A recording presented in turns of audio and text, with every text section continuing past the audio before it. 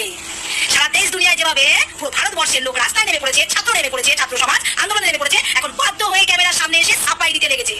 তার গদি আর টিকবে না বলে, তার গদির মজা চলে যাবে বলে, আরাম করবে কোথায়? সেই জন্য। তো দিদি, আপনি রাজনীতি নিয়ে কত দূর অবধি জানেন আমাকে একটু বলবেন? বিশেষ করে আমাদের প্রধানমন্ত্রী নরেন্দ্র মোদীজিকে নিয়ে কতটা জানেন একটু বলবেন? আপনি যে আমাদের প্রধানমন্ত্রী নরেন্দ্রজির ছোট্ট একটা কয়েক সেকেন্ডের ভিডিওর সামনে নিয়ে এসে এত বড় বড় কথা বলছেন, তাহলে আপনি কি উত্তর দিতে পারবেন যে উনি ওনার গদিটা ঠিক কী কারণে হারাতে বসেছে? আপনি যে ভুলভাল বকলেন সোশ্যাল মিডিয়ার সামনে এসে, আপনার কথা মতো আপনি বলছেন যে স্টুডেন্ট আন্দোলন বা স্টুডেন্ট মিছিলে এত ভয় পেয়েছে উনি ওনার গদিটা হারাতে বসেছে, বা গদি হারানোর মানে ভয়, গদির মজা হারানোর ভয়ের থেকে উনি নাকি সোশ্যাল মিডিয়ায় এসে ওনার গদি বাঁচানোর জন্য এই বক্তৃতাটা দিয়েছেন।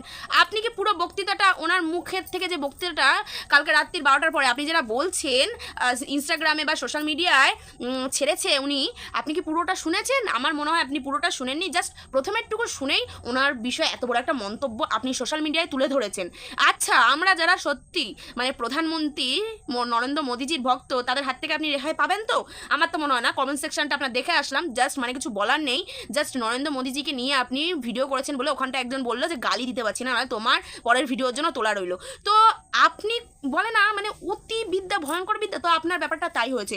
উনি পুরোটা কথা কি বলেছে? উনি পুরো কথাই বলেছে যে যেই সব স্টুডেন্টদের আবার নতুন করে নিট পরীক্ষা দিতে হয়েছে, অনেক তাদের ঝামেলা হয়েছে বা একটা মাইন্ড প্রিপারেশনের ব্যাপার ছিল, তাদের জন্য উনি খুবই দুঃখিত।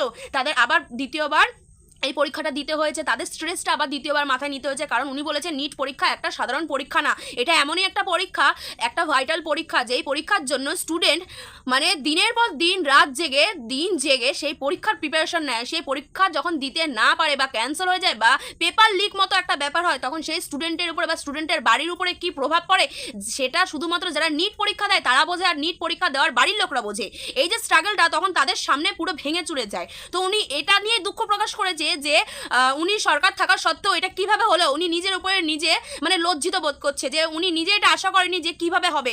সেই জায়গা থেকে উনি অনুশোচনায় একটা ভিডিও আপলোড করেছে ওনার প্রোফাইলে, আর সেই ভিডিওটা নিয়ে আপনি জাস্ট কিছু না জেনে জল খিচুড়ি করতে এসেছেন। মানে আবার বললাম যে অল্প বিদ্যা ভয়ঙ্কর বিদ্যা, সেটা আপনার মধ্যে কাজ করছে।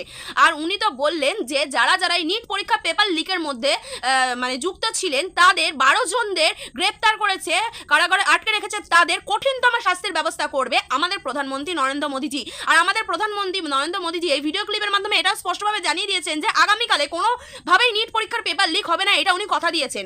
আপনি কি পুরো ভিডিওটা দেখেছেন? যে আপনি সোশ্যাল মিডিয়ায় এসে বারবার বলছেন যে আমাদের প্রধানমন্ত্রী নরেন্দ্র মোদীজি গদি হারানোর বা গদি মজা হারানোর জন্য উনি এরকম করছে, তাহলে ওনাকে তো হিলিয়ে দিল, মানে উনি ভয় পেয়ে এরকম করছে। আপনি যেটা বলতে চেয়েছেন, প্রথমেই বলি উনি যদি আপনার কথা মতো ওনার গদিটা হারিয়েও ফেলে, তাহলে উনি একটা প্রধানমন্ত্রী ছিলেন বা প্রধানমন্ত্রী থাকার কারণে ওনার যে ফ্যাসিলিটিগুলো পাওয়া উচিত সেই ফ্যাসিলিটিগুলো উনি যতদিন অবধি জীবিত থাকবে ততদিন অবধি পাবে।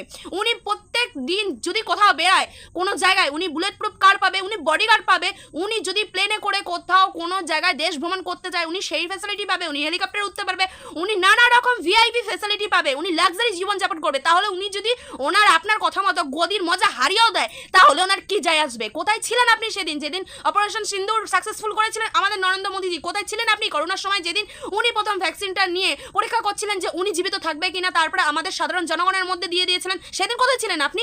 আজকে কিছু মানে ভিডিও দেখেই আপনি ওনার বিরুদ্ধে কথা বলতে চলে এসেছেন। আগে নিজের মাইন্ডটা ঠিক করুন, আর আগে নিজে একটু শিক্ষিত হন, আগে নিজে একটু চর্চা করুন এইসব বিষয়, তারপরে জ্ঞান দিতে আসবেন সোশ্যাল মিডিয়ায়। চর্চা ছাড়া না কখনো কিছু হয় না, ঠিক আছে?